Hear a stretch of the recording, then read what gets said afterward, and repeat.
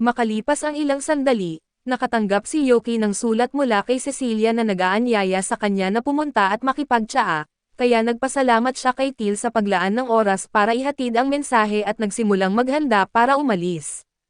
Sinabi ni Till na hindi na niya kailangang magpasalamat dahil balak din naman talaga niyang pumunta roon para makasama si Gar. Medyo nagulat si Yuki dahil napakakalma ng kilos niya samantalang karaniwan ay agad niyang nilalapitan si Gar sa sandaling makita niya ito.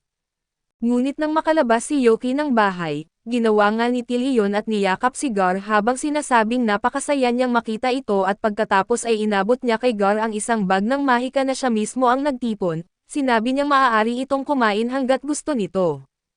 Nagpasalamat si Gar kaso pinaalalahanan siya na huwag masyadong magpakapagod. Narinig ni Yuki ang buong usapan at natawa siya kaya ibinahagi niya ito kay Cecilia pagdating niya sa bahay nito. Natawa rin si Cecilia kaso iginiit niya na ipinapakita lamang nito kung gaano kamahal ni Till si Gar. Kaso pagdating sa usapan tungkol sa pag-ibig, habang masaya si Yuki nakasama si Cecilia bilang magkaibigan nitong mga nakaraang panahon, nagsisimula siyang magtanong sa sarili kung okay lang ba sa kanya na manatili na lamang sa ganitong uri ng relasyon habang buhay. Kinabukasan, tinawag ni Yuki si Duke sa isang kafe para magtsaa dahil gusto niyang humingi ng payo at nang marinig iyon, inakala ni Duke na may problema na namang napasukan si Yuki kaso binanggit ni Yuki na hindi iyon ang kaso. Ipinaliwanag niyang tungkol ito kay Cecilia at idinagdag niya na matapos niyang umalis sa bahay ni Cecilia kahapon, naging curious siya kung ano ang ginagawa ni Cecilia kapag wala na siya, kaya gumamit siya ng invisibility spell sa sarili niya at palihim na bumalik sa mansyon kung saan nakita niya si Cecilia na seryosong nagsasanay kasama si Sik sa likod bahay.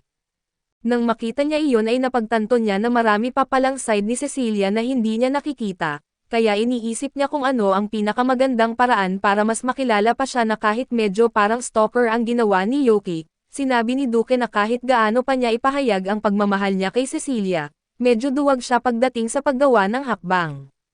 Kung magpapatuloy siya sa ganitong paraan at habang buhay na lang siyang magiging kasama sa tsaa paminsan-minsan, total halos wala naman siyang ginagawa para talagang makilala kung anong klaseng tao si Cecilia at mula nang marinig iyon, naintindihan ni Yuki ang punto ni Duke kaya nagpasya siyang alamin ang lahat ng kaya niyang malaman tungkol kay Cecilia. Ngunit bago siya umalis, binalaan siya ni Duke na huwag na niyang gagamitin muli ang invisibility para sundan si Cecilia at sa sandaling iyon, nagkataon namang dumaan si Makana at narinig niya ang sinabi ni Duke. Kaya tinanong niya kung talagang ginagawa ni Yuki ang ganoong bagay, ngunit ipinahayag ni Yuki na isa lamang itong malaking hindi pagkakaintindihan at bukod doon, naisip ni Duke na perpekto ang pagkakataon kaya tumayo siya at sinabi niyang iiwan niya kay Makana ang responsibilidad na tulungan si Yuki dahil matagal na itong kaibigan ni Cecilia. Walang ideya si Makana kung ano ang nangyayari pero nagpasya siyang makisabay upang makita kung saan ito makakarating. Tinawag din ni Duke si Raven at nang makaupo na silang lahat, hiniling ni Yuki na sabihin nila sa kanya ang lahat ng alam nila tungkol kay Cecilia. May utang na loob pa si Makana kay Yuki dahil tinulungan niya ito kay Yuga noong nakaraan kaya pumayag siyang sabihin ang lahat ng alam niya. Nagsimula siya sa pagsasabing hindi sana tumagal ng ganito ang hero party kung hindi dahil kay Cecilia. Naisip ni Yuki kung dahil ba madalas silang nasusugatan at kailangan nila si Cecilia para pagalingin sila, ngunit sinabi ni Makana na hindi iyon ang dahilan at ang problema ay si Yuga ay palaging napapalibutan ng mga babae tuwing pumupunta sila sa isang nayon. Masyadong mabait si Yuga para sabihin sa kanila na umalis at si Raven naman ay hindi nakakapagsalita sa harap ng ibang tao, at ang pagsusulat ng mga note ay hindi rin sapat para pigilan ang mga babae at wala ring magawa si McKenna dahil kapag sinubukan niyang pigilan ang mga babae, nag-aaway lang sila at inaakusahan siyang inaangkin si Yuga para sa sarili niya. Ngunit kapag si Cecilia na ang nagsalita ay palagi niyang napapakalma ang mga ito sa pamamagitan lamang ng ilang salita, dahil doon ay naging mas maayos ang pag-usad ng kanilang grupo. Idinagdag din ni Raven na si Cecilia ang halos gumagawa ng lahat ng mga gawain sa likod ng mga misyon. Medyo nainis si Yuki nang marinig iyon dahil parang sinasamantala nila si Cecilia pero ipinaliwanag nila na wala rin silang masyadong ibang pagpipilian. Hinati-hati naman nila ang mga gawaing kaya nilang gawin at halimbawa, si Raven ang namamahala sa pagluluto ng pagkain ng buong grupo na ikinagulat ni Yuki dahil hindi niya alam na marunong palang magluto si Raven. Pagkatapos ay tinanong niya kung ano naman ang ginagawa ni Yuga. Ipinaliwanag ni Mana na noong una ay ipinapadala nila si Yuga para manghuli ng mga sangkap para sa pagkain, ngunit palagi siyang napapahamak sa kung ano-anong problema kaya't napilitan si Cecilia na siya na ang gumawa nito. Magkasama namang ginagawa ni na Cecilia at McKenna ang reconnaissance, ngunit bukod doon si Cecilia rin ang namamahala sa lahat ng pera ng grupo at lalong nainis si Yoki dahil parang wala namang ginawa si Yuga kundi magdulot ng problema sa grupo, at sa totoo lang ay hindi naman iyon mali. Ngunit sinabi ni Makana na kahit paano, ang mga problemang napapasukan ni Yuga ay kadalasang dahil sa pagtulong niya sa ibang tao, kaya hindi talaga iyon naging malaking problema para sa kanila. Naintindihan ni Yoki ang punto niya at nagsisimula na rin niyang maintindihan kung bakit maraming tao ang humahanga kay Yuga bilang isang bayani, kaso hindi naman iyon ang dahilan kung bakit siya pumunta roon, kaya sinabi niyang mas mabuting pag-usapan na lamang nila si Cecilia. Pagkaraan ng ilang sandali ay halos natapos na silang pag-usapan ang lahat ng naging pakikipagsapalaran nila kasama si Cecilia, ngunit biglang naalala ni Makina na nakalimutan niyang banggitin ang palayaw ni Cecilia. Subalit bago pa niya ito masabi kay Yoki, biglang lumitaw si Cecilia sa likuran niya at mukhang hindi siya masaya na ibinubunyag ang kanyang personal na impormasyon. Nagulat si Makina at tinanong si Cecilia kung ano ang ginagawa niya roon. Ipinaliwanag ni Cecilia na hinahanap niya si Makina dahil may gusto siyang pag-usapan at matapos ang nangyari, balak niyang kausapin ito ng mahabang tungkol sa paggalang sa personal na hangganan at pagkatapos ay hinihila niya si Makina palayo, na iniwan sina Yoki at Raven na mag-isa. Dahil mukhang talagang naiinis si Cecilia sa muntik ng pagsabi ni Makina ng kanyang palayaw, humingi ng paumanhin si Raven kay Yoki at binanggit niyang ayaw niyang ipagsapalaran na sabihin ito at naiintindihan naman iyon ni Yoki at pumayag siyang huwag na itong pilitin. Kaso dahil may oras pa sila sa araw na iyon, tinanong siya ni Raven kung gusto niyang sumama sa kanya dahil may lugar siyang pupuntahan at pumayag si Yoki, kaya dinala siya ni Raven sa isang orphanage sa lungsod. Ipinaliwanag ni Raven na dito madalas mag-volunteer si Cecilia at ang iba pa nilang kasama. Habang papalapit sila sa pasukan maraming bata ang tumakbo papunta kay Raven at tinawag siyang cold-blooded swordsman. Medyo nalito si Yoki, ngunit ipinaliwanag ni Raven na iyon lamang ang kanyang palayaw at maya-maya ay narinig ni Yoki ang isang bata na nagtatanong kung pupunta raw ba ang Holy Mother ngayon, at inisip niya na iyon marahil ang palayaw ni Cecilia. Pagkatapos mamigay ng mga pagkain sa mga ulila, umalis na sina Yoki at Raven at habang naglalakad pabalik ay tinanong ni Yoki si Raven kung bakit siya tinatawag na cold-blooded swordsman. Ipinaliwanag ni Raven na dahil tumatanggi siyang magsalita sa harap ng ibang tao o kahit sa gitna ng laban. Nagsimulang isipin ng mga tao na isa siyang malamig at walang emosyon na makina ng pagpatay, kaya kumalat na lamang ang pangalang iyon at naintindihan iyon ni Yoki. Pero hindi niya maintindihan kung bakit nahihiya si Cecilia sa kanyang palayaw dahil ang Holy Mother ay hindi naman mukhang masamang pangalan. Ipinahayag ni Raven na hindi niya tungkulin na ipaliwanag kung paano nakuha ni Cecilia ang kanyang palayaw, pero kung gusto talaga itong malaman ni Yoki ay maaari naman niyang tanungin si Cecilia mismo at sumang-ayon si Yoki, kaso hindi siya makaisip ng magandang paraan para mas makilala pa siya. Kaya tinanong siya ni Raven kung bakit hindi na lang niya yayain si Cecilia na sumama sa kanya sa isang misyon. Nang marinig iyon ay biglang napatigil si Yoki dahil napakagandang ideya nito at kinabukasan, nagawa niyang kumbansihin si Cecilia na sumama sa kanya sa isang misyon.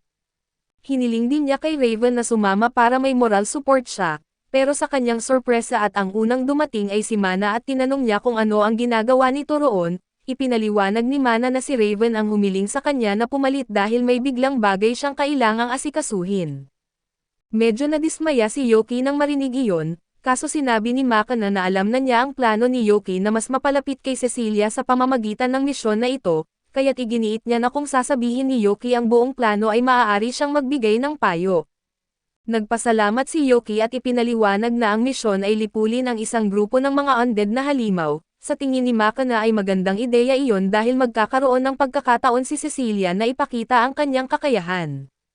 Kaso ipinaliwanag ni Yoki na ang plano niya ay siya na lamang ang papatay sa lahat ng halimaw para maipakita kay Cecilia na astig siya. Nang marinig iyon ni Makina ay tuluyang napatulala siya dahil hindi siya makapaniwala na inisip ni Yoki na magandang paraan ang pagtabi kay Cecilia sa isang misyon para mas makilala niya ito. Sinabi niya kay Yoki na kung gusto talaga niyang mapalapit kay Cecilia, kailangan niyang lumaban kasama siya sa labanan kaya't iminungkahi niya na silang dalawa ni Cecilia ang nasa unahan habang siya naman ang magiging support. Makalipas ang ilang sandali ay dumating si Cecilia at mukhang isinama rin niya si Happiness para tumulong, kaya sabay-sabay silang umalis at hindi nagtagal ay nakarating sila sa isang haunted house at sabik sina Yoki at Happiness na mabilis na tapusin ang lugar, kaso pinigilan sila ni Makana at pinapaalala kay Yoki ang kanilang plano. Kaya kumalma si Yoki at iginiit na sila ni Cecilia ang magiging nasa unahan habang sina Makana at Happiness naman ang nasa likod bilang suporta, nang malinaw na ang tungkulin ng bawat isa ay pumasok na silang lahat. Ilang sandali pa lamang ay hinarap na ng grupo ang unang pangkat ng mga undead na halimaw, hindi nagsayang ng oras si Cecilia at agad niyang ginamit ang kanyang Holy Ring spell na agad nagpaalis sa mga skeleton. Nang lumitaw ang ikalawang grupo ay ginamit ni Yoki ang kanyang water magic upang pigilan ang mga ito sa lugar upang magamit muli ni Cecilia ang Holy Ring spell. Matapos nilang malutas ang unang alon ng mga kalaban, tinanong ni Yoki si Cecilia kung ayos lang ba siya dahil marami na siyang nagamit na mahika mula nang dumating sila roon at nagpasalamat si Cecilia sa kanyang pag-aalala, ngunit tiniyak niya na ayos lamang siya dahil ang Holy Ring spell ay isang pangunahing kakayahan para sa isang pari. Kaya naayos na niya ang paggamit ng kanyang mana para sa ganitong mga sitwasyon at humanga si Yoki sa narinig niya, ngunit nag-aalala pa rin siya sa kalagayan ni Cecilia kaya't hiniling niya na kahit papaano ay magpahinga siya paminsan-minsan at uminom ng tubig. Nagulat si Makana nang makita ito dahil hindi niya akalaing maaaring maging ganoon ka-maaalalahanan si Yoki, matapos nilang sistematikong linisin ang lahat ng silid sa mansyon na isa na lamang ang natitirang silid, kaya napagtanto nilang doon na marahil naruroon ang undead boss. Pagpasok nila sa silid ay nakita nila ang isang undead king na nakaupo sa trono, hindi gaanong alam ni Yoki ang tungkol sa mga undead kaya tinanong niya kung gaano kalakas ang nilalang na ito, ngunit ikinagulat niya nang sabihing ang mga undead boss ay hindi naman mas malakas kaysa sa karaniwang undead, mas matalino lamang sila ng kaunti.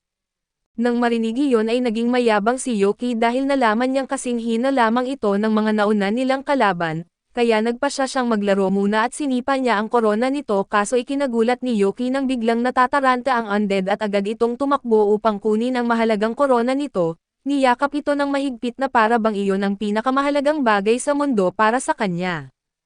Dahil dito, nagmukhang napakasama ni Yoki sa sitwasyon at matapos maisuot muli ng skeleton ang kanyang korona, itinaas nito ang espada at naghanda na atakihin si Yoki dahil sa ginawa niyang pagtanggal sa korona nito.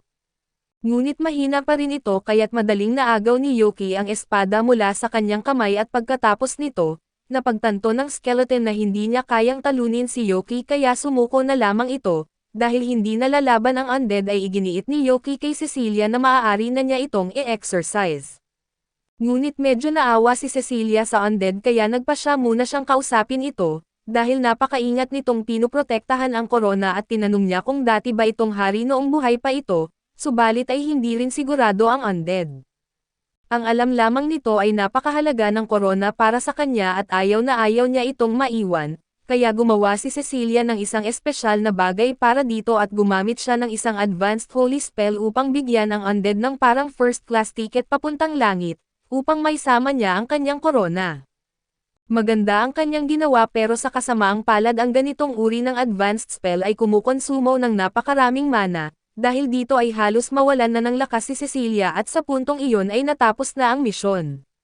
Subalit dahil halos walang ginawa sina Makana at Happiness sa buong misyon, iminungkahi ni Yoki na gumawa sila ng huling pag-iikot sa bahay upang tiyakin na wala nang natitirang undead at habang wala sila, tinanong ni Yoki si Cecilia kung kailangan ba niya ng tulong para makabalik sa karwahe. Nagpasalamat si Cecilia sa alok ni Yoki kaso nang subukan niyang napapasandal sa balikat nito, tuluyang nanghina ang kanyang mga binti kaya't agad siyang binuhat ni Yoki sa kanyang mga bisig sa isang princess carry, labis na nahiya si Cecilia dahil ayaw niyang may makakita sa kanya sa ganitong kalagayan. Subalit binanggit ni Yoki na ayos lang iyon dahil malamang nasa kabilang bahagi pa ng gusali sina Makana at Happiness, at sa totoo lang medyo nagustuhan din ni Cecilia ang sitwasyon at makalipas ang ilang sandali, natapos na sina Makana at Happiness sa pag-iikot sa bahay. Kaya bumalik sila sa karwahe, ngunit nadatnan nila roon sina Yoki at Cecilia na tahimik at tila may kakaibang tensyon sa pagitan nila at dahil dito, napapaisip sila kung ano kaya ang nangyari habang wala sila. Pagkaraan nito na tulad ng dati, bumisita si Yoki kay Cecilia para makipagtsaa at habang naroon siya, nabanggit ni Cecilia na narinig niyang pumunta raw si Yoki sa orphanage kasama si Raven kamakailan, ibig sabihin ay malamang ay narinig niya ang mga bata na tinatawag siya sa kanyang palayaw.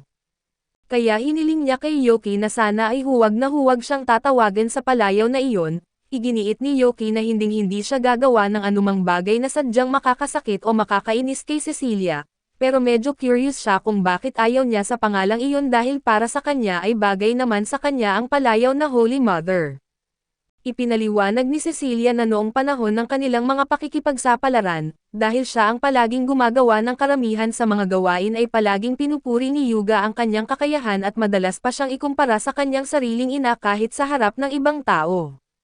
Dahil doon, nagsimulang tawagin siya ng mga tao na Holy Mother bilang biro na palagi naman niyang kinaiinisan at maaaring hindi iyon nakakatawa para kay Cecilia. Pero para kay Yoki ay napakaaliw nito kaya bigla siyang napatawa ng malakas.